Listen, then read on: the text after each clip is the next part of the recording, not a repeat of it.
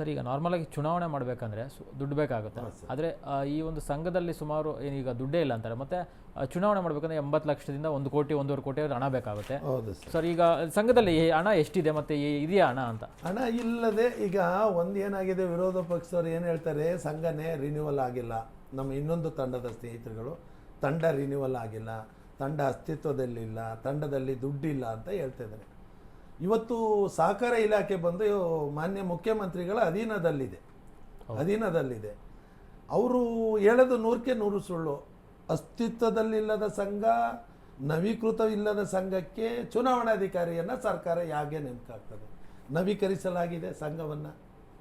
ಹಾಗೆ ಚುನಾವಣಾಧಿಕಾರಿ ಇವತ್ತಿನ ನಮ್ಮ ಸಂಘದ ಚುನಾವಣೆ ಮಾಡೋಕ್ಕೆ 70 ಲಕ್ಷ ಹಣವನ್ನು ನಾವು ಈಗಾಗಲೇ ನಮ್ಮ ಸಹಕಾರ ಇಲಾಖೆ ಚುನಾವಣಾಧಿಕಾರಿಗೆ ಪೇಮೆಂಟ್ ಮಾಡಿದ್ದೀವಿ. 70 ಲಕ್ಷ ಹಣವನ್ನು ಸರ್ವ ಸದಸ್ಯರ ಸಭೆ ಮಾಡಬೇಕು. ಅಲ್ಲಿ ಸ್ಕೂಲು, ಜಾಗ ಮತ್ತು ಬುಕ್ಕನ್ನು ಅವರಿಗೆ ಸರ್ವ ಸದಸ್ಯರ ಬುಕ್ಸ್ ಕಳಿಸುವಂಥ ಪೋಸ್ಟಿಂಗ್ ಎವ್ರಿಥಿಂಗ್ ಮಾಡಿ ಸುಮಾರು 1,20,00,000 ಈ ಚುನಾವಣೆಗೆ ಸದಸ್ಯರ ಹಣ ಖರ್ಚಾಗ್ತದೆ. ಅದಕ್ಕೆ ಬೇಕಾದಂಥ ಎಲ್ಲ ಪೂರ್ವ ಸಿದ್ಧತೆಯನ್ನು ನಮ್ಮ ಸಂಘ ಈಗಾಗಲೇ ಮಾಡಲಾಗಿದೆ.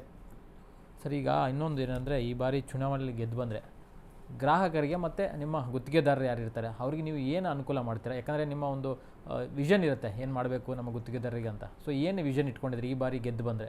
ಸರ್, ಆ್ಯಕ್ಚುಲಿ ಈ ರಾಜ್ಯದಲ್ಲಿ ಗ್ರಾಹಕರ ಪರವಾಗಿ ಹೋರಾಟ ಮಾಡುವಂಥ ಯಾವುದಾದ್ರೂ ಸಂಸ್ಥೆ ಇದ್ದರೆ ಅದು ನಮ್ಮ ಕರ್ನಾಟಕ ರಾಜ್ಯ ಅನುಮತಿ ಪಡೆದ ವಿದ್ಯುತ್ ಗುತ್ತಿಗೆದಾರರ ಸಂಘ.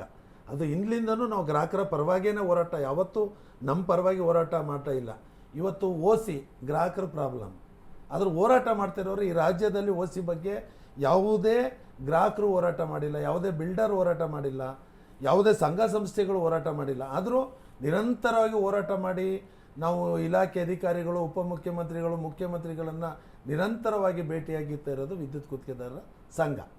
ಹಾಗೆ ಇವೆಲ್ಲವಕ್ಕೂ ಸರ್ಕಾರ ಸ್ಪಂದನೆ ಮಾಡಿದಾಗ ನಾವು ಲಾಸ್ಟು ಈ ಹಿಂದೆ ಸೆಷನ್ ಐತಲ್ಲ, ಅದರ ಹಿಂದೆ 1 ವಾರ ನಾವೊಂದು ಹೇಳಿಕೆಯನ್ನು ಕೊಟ್ಟು ನಮ್ಮ ಎಲ್ಲ ಜಿಲ್ಲೆ ಮತ್ತು ತಾಲೂಕುಗಳಿಗೆ ಸದಸ್ಯರ ನಡೆ ಶಾಸಕರ ಭೇಟಿ ಕಡೆ ಅಂತ ಕೊಟ್ಟು ಒಂದು ಮೆಮೊರಂಡಮನ್ನು ಇಡೀ ರಾಜ್ಯದ 224 MLAಗಳಿಗೂ 1 ವಾರದಲ್ಲಿ ನಾವು ಮಾಹಿತಿಯನ್ನು ಕೊಟ್ಟು, ಯಾವುದೋ ಒಂದು ಹಳ್ಳಿಯಲ್ಲಿ ಮನೆಯನ್ನು ಕೊಟ್ಟರೂ ಸಂಪರ್ಕ ಕೊಡ್ತಾ ಇಲ್ಲ ಅಂತ. ಅದರ ಒಂದು ಎಫೆಕ್ಟ್ ಆಗಿತ್ತು ಅಂದರೆ, ಕಳೆದ ಬಾರಿ ವಿಧಾನಮಂಡಲ ಮತ್ತು ವಿಧಾನ ಪರಿಷತ್ ಕಲಾಪಗಳಲ್ಲಿ 88 ಶಾಸಕರು ಅದರ ಬಗ್ಗೆ ಕೇಳ್ತಾರೆ ಕ್ವಶನನ್ನು. ಅವತ್ತು ಉಪಮುಖ್ಯಮಂತ್ರಿಗಳು ಹೇಳ್ತಾರೆ ಕಲಾಪದಲ್ಲಿ, ಈಗಾಗಲೇ ಇಂಧನ ಇಲಾಖೆ ಅಧಿಕಾರಿಗಳು, ವಿದ್ಯುತ್ ಗುತ್ತಿಗೆದಾರ ಸಂಘದ ಪದಾಧಿಕಾರಿಗಳು ಎಲ್ಲರೂ ಇದ್ರ ಬಗ್ಗೆ ಚರ್ಚೆ ಮಾಡಿದ್ದಾರೆ. ಹಾಗೆ ಹಳ್ಳಿ MLAಗಳು ಇದ್ರ ಬಗ್ಗೆ ಅವರು ಹೇಳಿರೋ ಕೋರ್ಟು, ಹಳ್ಳಿ MLA ಅಂತ ಅವರೇ ಹೇಳಿರೋ ಕೋರ್ಟು. ಸೊ ಅಷ್ಟು ಮಟ್ಟದಲ್ಲಿ ನಾವು ಇವತ್ತು ಆ OC ಬಗ್ಗೆ ಜಾಗೃತಿಯನ್ನು ಮಾಡಿಸಿದ್ದೀವಿ.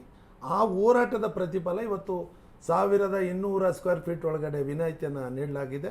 ಈಗಾಗಲೇ ಮೊನ್ನೆ ಮುಖ್ಯಮಂತ್ರಿಗಳು 18/9/2025 ಒಂದು ಆದೇಶ ಮಾಡಿದ್ದಾರೆ. ಏನು 1 ಬಾರಿ ವಿನಾಯಿತಿಯನ್ನು ಈಗಾಗಲೇ ಕಟ್ಟಿರುವಂಥ ಕಟ್ಟಡಗಳಿಗೆ 1 ಬಾರಿ ವಿನಾಯಿತಿಯನ್ನು ನೀಡುವ ಸಂಬಂಧ ಸಂಪೂರ್ಣ ಮಾಹಿತಿಯನ್ನು ನೆಕ್ಸ್ಟು ಅಧಿವೇಶನದಲ್ಲಿ ಮಂಡನೆ ಮಾಡಬೇಕು ಅಂತ ಹೇಳಿದ್ದಾರೆ. ಅದಕ್ಕೆ ಬೇಕಾದಂಥ ವ್ಯವಸ್ಥೆಯನ್ನು ಮೊನ್ನೆ 28ನೇ ತಾರೀಕು ಆಡಳಿತ ಅಧಿಕಾರಿಗಳು 5 ಕಂಪನಿಗೆ ಪತ್ರವನ್ನು ಬರೆದಿದೆ. ಎಷ್ಟು ಬಿಲ್ಡಿಂಗಿಗೆ ಕರೆಂಟ್ ಕೊಡಬೇಕು ಸಂಪೂರ್ಣ ಮಾಹಿತಿಯನ್ನು ಕೊಡಿ ವಿಧಾನಮಂಡಲ. ಸೊ ಮುಂದಿನ ಚಳಿಗಾಲ ಅಧಿವೇಶನದಲ್ಲಿ ಖಂಡಿತವಾಗಲೂ ಈ ರಾಜ್ಯದ ಗ್ರಾಹಕರಿಗೆ OCಯಿಂದ ವಿನಾಯಿತಿ ಸಿಗ್ತದೆ, ಈಗಾಗಲೇ ಕಟ್ಟಿರೋ ಅಂಥ ಕಟ್ಟಡಗಳಿಗೆ. ಇದರ ಹೋರಾಟ ನಮ್ಮ ಗುತ್ತಿಗೆದಾರದು ಸರ್. ಇನ್ನೊಂದು ನಿಮ್ಮ ಮೇಲೆ ಇನ್ನೊಂದು ಆರೋಪ ಅಂದರೆ, ಅಧಿಕಾರಕ್ಕೆ ಬಂದಂಥ ಸಂದರ್ಭದಿಂದಲೂ ಸರ್ ಇಲ್ಲಿವರೆಗೂ ಸಹ 2022ರಿಂದ ಸರ್ ಜನರಲ್ ಬಾಡಿ ಮೀಟಿಂಗನ್ನು ಸಿ ರಮೇಶ್ ಅವರು ಕರೆದಿಲ್ಲ. ನಾನು ಬಂದ 40 ತಿಂಗಳಲ್ಲಿ ನಾವು 2 ಸರ್ವ ಸದಸ್ಯರ ಸಭೆಯನ್ನು ಆಯೋಜನೆ ಮಾಡಿದ್ದೀವಿ. ಒಂದು ದಕ್ಷಿಣ ಕನ್ನಡ ಜಿಲ್ಲೆಯ ಮೂಡುಬಿದಿರೆಯಲ್ಲಿ ಒಂದು ಸರ್ವ ಸದಸ್ಯರ ಸಭೆಯನ್ನು ಮಾಡಿದ್ದೀವಿ. ಹಾಗೆ ಕಳೆದ ವರ್ಷ ಡಿಸೆಂಬರಲ್ಲಿ ನಾವು ಬಾಗಲಕೋಟೆ ಜಿಲ್ಲೆಯ ಹುಮನಾಬಾದ್ ಇದರಲ್ಲಿ ಬಸವ ಕಲ್ಯಾಣದಲ್ಲಿ 2 ಸರ್ವ ಸದಸ್ಯರ ಸಭೆ ಮಾಡಿದ್ದೀವಿ. ಹಾಗೆ 14ನೇ ತಾರೀಕು ಒಂದು ಸರ್ವ ಸದಸ್ಯರ ಸಭೆ ಮಾಡಿದ್ದೀವಿ. ಈ ದಕ್ಷಿಣ ಕನ್ನಡ ಜಿಲ್ಲೆಯ ಸರ್ವ ಸದಸ್ಯರ ಸಭೆಗೆ ಸ್ಟೇ ತಂದು ನಿಲ್ಲಿಸಿದ್ದಾರೆ. ಸೊ ನಾವು 2 ಸರ್ವ ಸದಸ್ಯರ ಸಭೆ ಈಗಾಗಲೇ ಮಾಡಿದ್ದೀವಿ. 3ನೇದು 14ನೇ ತಾರೀಕು ಮಾಡ್ತಾಯಿದ್ದೀವಿ. ಮಾಡಿಲ್ಲ ಅನ್ನೋದು ಹೆಂಗೆ ಹೇಳ್ತಾರೋ ಅವರೇ ಹೇಳಬೇಕು. ಸರ್, ಈಗ ಇನ್ನೊಂದು ಚುನಾವಣೆ ನಡೆಸೋಕ್ಕೋಸ್ಕರ ಸಿ ರಮೇಶ್ ಅವರು ಹೈಕೋರ್ಟ್ಗೆ ಹೋಗ್ಬಿಟ್ಟು ಅನುಮತಿಯನ್ನು ಪಡ್ಕೊಂಡು ಬಂದಿದ್ದಾರೆ ಅಂತ ಆರೋಪ ಮಾಡ್ತಾರೆ. ಇಲ್ಲ, ನಾವು ಚುನಾವಣೆ ನಡೆಸಬೇಕು ಅಂತಲ್ಲ ಸರ್. ಏನಾಯಿತು ಅಂದರೆ ನಮ್ಮದು ಜೂನ್ 2025ಗೆ ನಾವು ಚುನಾವಣೆಯನ್ನು ಮಾಡಬೇಕಾಗಿತ್ತು. 3 ವರ್ಷ ಅವಧಿ ಮುಗಿದಿತ್ತು. ನಮ್ಮ ಬೈಲದ ಪ್ರಕಾರ 6 ತಿಂಗಳು ನಾವು ಎಕ್ಸ್ಟೆಂಡ್ ಮಾಡಿಸ್ಕೋಬೋದು ನಮ್ಮ ನೋಂದಣಾ ಅಧಿಕಾರಿಯ ಪರ್ಮಿಷನ್ ಮೇಲೆ. ಏನಾಯಿತು, ಇವರು ಚುನಾವಣೆಗೆ ನಾವು ರೆಡಿ ಇದ್ದು, ಆದರೆ ನಮ್ಮ ಇನ್ನೊಂದು ಇವರು ಕೋರ್ಟ್ಗೆ ಹೋದರು. ನಮಗೆ ಅಡ್ಮಿನಿಸ್ಟ್ರೇಟರ್ನ ನಮ್ಮ ಸಂಘಕ್ಕೆ ಹಾಕಿದ್ರು. 3 ದಿನ ಅಡ್ಮಿನಿಸ್ಟ್ರೇಟರ್ ಇದ್ದರು. ನಾವು ಇಮಿಡಿಯೇಟಾಗಿ ಸ್ಟೇ ತಂದು ಅಡ್ಮಿನಿಸ್ಟ್ರೇಟರ್ನ ವಿಡ್ರಾ ಮಾಡೋದು. ಕೋರ್ಟ್ಗೆ ಹೋಗಿರೋರು ಅವರು, ನಾವೇನು ಹೈಕೋರ್ಟ್ಗೆ ಹೋಗಿಲ್ಲ. ಹೈಕೋರ್ಟಲ್ಲಿ ನಾವು ಸ್ಟೇ ಅಡ್ಮಿನಿಸ್ಟ್ರೇಟರ್ನ ಸರ್ಕಾರ ನೇಮಕ ಮಾಡಿದಾಗ ಇದು ಮಾಡಿರೋ ತಪ್ಪು ಅಂತ ನಮ್ಮದು ಎಲ್ಲ ಪ್ರಾಪರ್ ಡಾಕ್ಯುಮೆಂಟ್ ಇದ್ದು ಪ್ರೊಡ್ಯೂಸ್ ಮಾಡಿ ಸ್ಟೇ ತಂದಿದ್ದೀವಿ. ಸರ್ಕಾರ ಆವಾಗ ಕೋರ್ಟ್ ಆಯಿತು, ನಿನಗೆ 6 ತಿಂಗಳ ಅವಧಿ ಇದೆ, ಡಿಸೆಂಬರ್ 12 ಒಳಗಡೆ ನೀವು ಚುನಾವಣೆ ಮಾಡಬೇಕು ಅಂತ. ಅವರ ಯಾರು ಕೋರ್ಟ್ಗೆ ಹೋಗಿದ್ರು ಅವರ ಆದೇಶ ಪ್ರಕಾರ, ಹೈಕೋರ್ಟ್ ನಿರ್ದೇಶನದ ಪ್ರಕಾರ ಡಿಸೆಂಬರ್ 12ಗೆ ನಾವು ಚುನಾವಣೆ ಮಾಡಬೇಕಾಗಿತ್ತು. 2 ದಿನ ಎಕ್ಸ್ಟೆಂಡ್ ಆಗಿದೆ, ಯಾಕಂದರೆ ಸಾಟರ್ಡೆ ಸಂಡೇ ಇರೋದು 13th 14th. So December 14th ಮಾಡ್ತಾಯಿದ್ದೀವಿ. ನಾವೆಲ್ಲೂ ಕೋರ್ಟ್ಗೆ ಹೋಗಿಲ್ಲ, ಹೋಗಿರೋರು ಅವರು. ಯಾಕಾಗಿ ಅವ್ರು ಕೋರ್ಟ್ಗೆ ಹೋದ್ರು ಸರ್? ಸರ್, ಇಲ್ಲಿ 2 ಅಡ್ಮಿನಿಸ್ಟ್ರೇಟರ್ ಯಾಕೆ ಬಂತು ಅಂದರೆ, ನಾವು ಮಾರ್ಚ್ ತಿಂಗಳಲ್ಲೇ ಚುನಾವಣೆಯನ್ನು, ನಮ್ಮ ಅವಧಿ ಮುಗಿತಾ ಇದೆ, ಚುನಾವಣಾಧಿಕಾರಿಯನ್ನು ನೇಮಕ ಮಾಡಿ ಅಂತ ನಾವು ಪತ್ರ ವ್ಯವಹಾರಗಳನ್ನು ಜೂನ್ 2025 ಒಳಗಡೆ 3 ಪತ್ರಗಳನ್ನು ಜಿಲ್ಲಾ ನೋಂದಣಾಧಿಕಾರಿಗಳಿಗೆ ಬರೆದಿದ್ದೀವಿ. ಇವರು ಇನ್ನೊಂದು ತಂಡದವ್ರು ಏನು ಮಾಡಿದ್ದಾರೆ, ಹಲವಾರು ಡಾಕ್ಯುಮೆಂಟ್ ಹಾಕೊಂಡು ಇವರು ಸರ್ವ ಸದಸ್ಯರ ಸಭೆಯಲ್ಲಿ ಇದೆ ಅದೇ ನಮ್ಮ ಕಾರ್ಯಕ್ರಮಗಳಿಗೆ ಹಲವಾರು ಹಣವನ್ನು ವಸೂಲಾತಿ ಮಾಡಿ ಕೆಲಸವನ್ನು ಮಾಡಿದ್ದಾರೆ ಅಂತ ಹೇಳಿದ್ದಾರೆ. ಅವತ್ತಿನ ಸಹಕಾರ ಸಚಿವರಿಗೆ ನಾವೇನು ಶತಮಾನೋತ್ಸವ ಹಾಗೂ ಅಭಿನಂದನಾ ಕಾರ್ಯಕ್ರಮವನ್ನು ಮಾಡಿದಂಥ ವಿಡಿಯೋ ಕ್ಲಿಪ್ಗಳನ್ನ ತೋರಿಸಿದ್ದಾರೆ. ಇವರು ಹಿಂದೆ ಒಂದು ಪಾರ್ಟಿಗೆ ಫಂಡನ್ನು ಕಲೆಕ್ಟ್ ಮಾಡಿ ಇವರು ಆ ಪಾರ್ಟಿಯ ಬೆನ್ನೆಲುಬಾಗಿ ಕೆಲಸವನ್ನು ಮಾಡಿದ್ದಾರೆ ಅಂತ ಹೇಳಿದ್ದಾರೆ.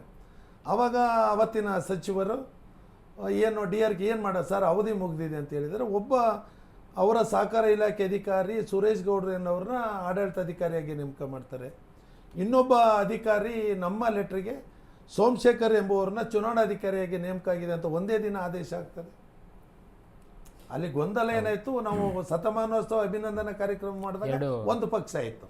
ಸೊ ಆವಾಗ ಏನಾಗ್ತದೆ, ಇವರು ಆ ಪಕ್ಷ ನಮ್ಮವರು ಹೇಳ್ಕೊಟ್ಟಿರೋದು, ಆ ಪಕ್ಷಕ್ಕೆ ಫಂಡ್ ಕಲೆಕ್ಟ್ ಮಾಡಿದ್ದಾರೆ. ಸೊ ನಾವು ಯಾವುದೋ ಪಕ್ಷಾತೀತವಾಗಿ ನಾವು ಈ ವಿದ್ಯುತ್ ಗುತ್ತಿಗೆದಾರರ ಸಂಘ ಜಾತ್ಯತೀತವಾಗಿ ಪಕ್ಷಾತೀತವಾಗಿ ಇದ್ದೀವಿ ಸರ್ ನಾವು. ಸೊ ಅದು ನಮಗೆ ಹೈಕೋರ್ಟಲ್ಲಿ ನ್ಯಾಯ ಸಿಕ್ಕಿ ಸ್ಟೇ ಕೊಟ್ಟಿದೆ, ಚುನಾವಣೆ ಮಾಡಿ ಅಂತ ಹೇಳಿದರೆ ನಾವು ಚುನಾವಣೆ ಮಾಡ್ತಾಯಿದ್ದೀವಿ.